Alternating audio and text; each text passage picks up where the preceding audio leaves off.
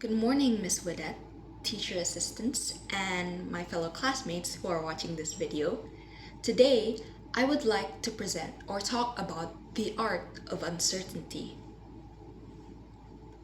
By the age of 18, people expect you to have your whole life figured out.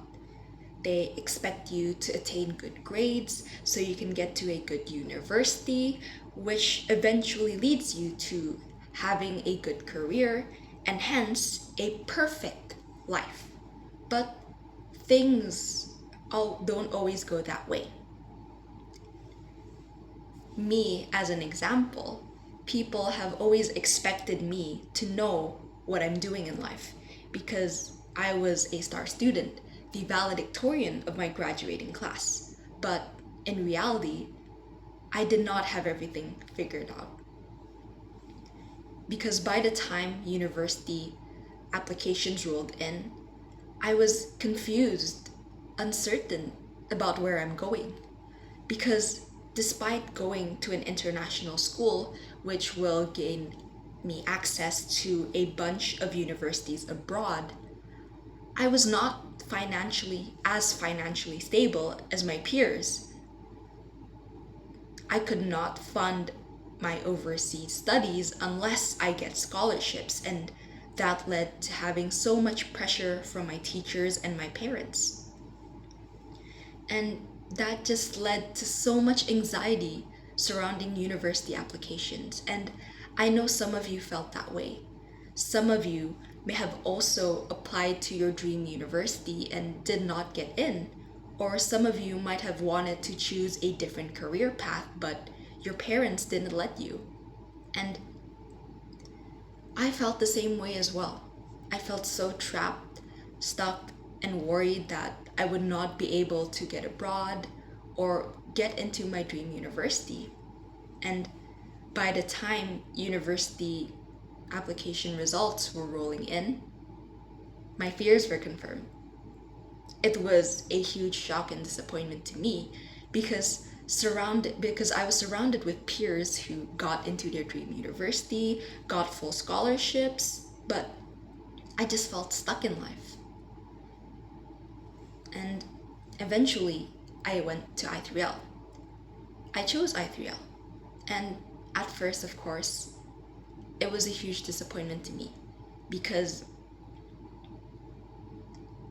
I felt like I was left so behind towards my friends who were abroad. I felt so much anger as well as disappointment in myself. But if I hadn't gone to I3L, I realized that I wouldn't have experienced so many amazing things. Because in I3L, I found friends and I found a community. I guess the good thing about having a smaller university is that we share the same classes and are able to share the same experiences, the same stressing out over exams, lab reports, and such. And that made us such a close-knit community that I found people in it. I found amazing people in it who were so accommodating despite me speaking to them in broken Indonesian at times because Indonesian is my second language, despite, me being a native Indonesian. And in I3L, I found my purpose. I had the privilege of getting accepted into a research internship in my first year of university. And of course, although I was ecstatic, I was super excited, I realized that research isn't for me. And of course, that was disappointing because I guess the usual or expected career path for someone who takes biomedicine is to either become a doctor or a researcher. But as I was researching about career path that I could take, I found medical laboratory science, and it gave me some sort of purpose knowing that I found a career that I would actually like. Because if I wasn't uncertain, if I followed my old career path that I wanted to take before I3L, I probably would have been stuck with a career that I wouldn't have liked, especially since I was applying for bachelor's in pharmaceutical sciences in other universities. And so I guess I can be grateful at myself for being uncertain because it led me to so many opportunities that I would never had expected. And this also applies to me finding my passion here in Indonesia. Because in Indonesia, I had the privilege of working part time as a tutor offline.